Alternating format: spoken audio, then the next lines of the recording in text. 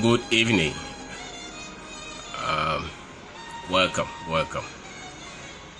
to today. My name is Kwabena. I want to share with you provide the leadership. The second one I want to do on provide the leadership.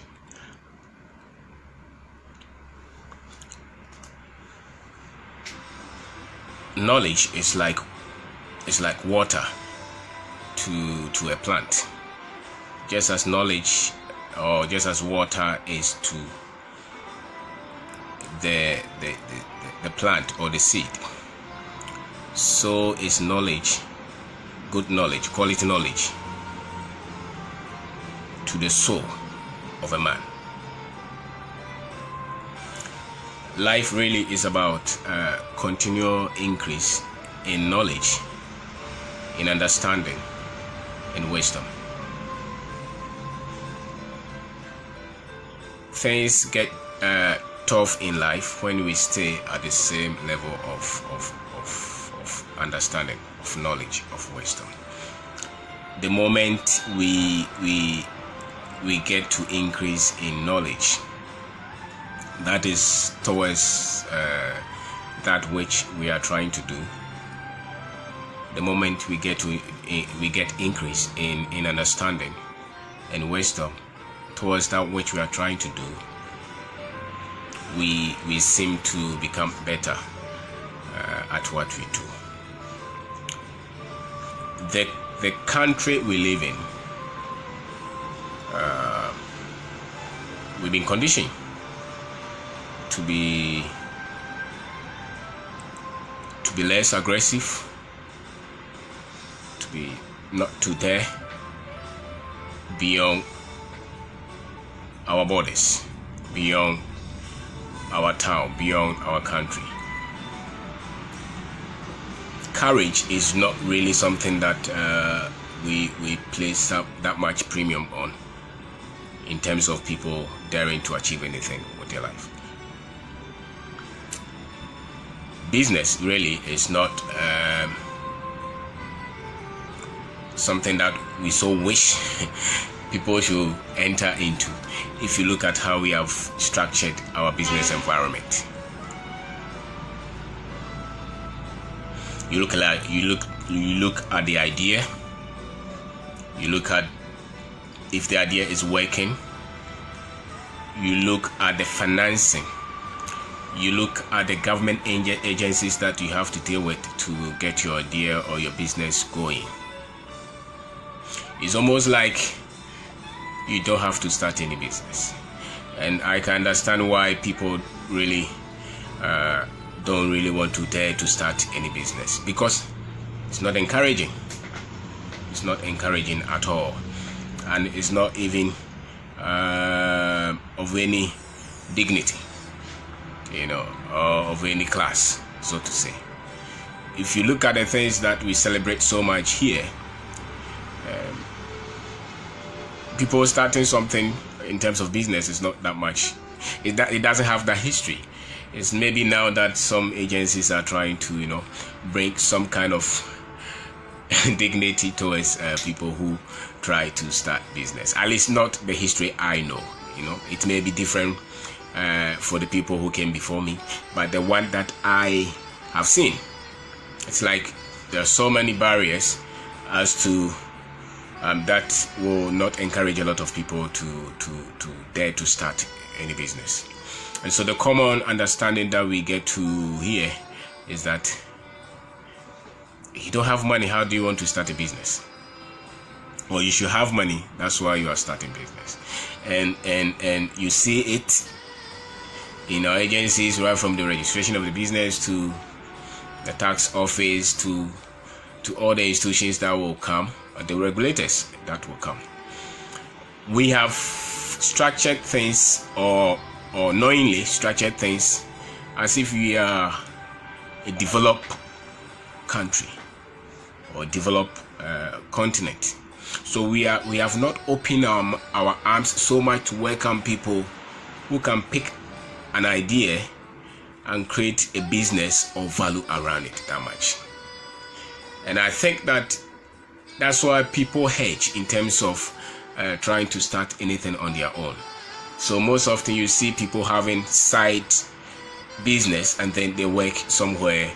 They work for they work in some of these organizations, and then maybe they open some kind of outlet where they get revenue, and people are very careful not to dare.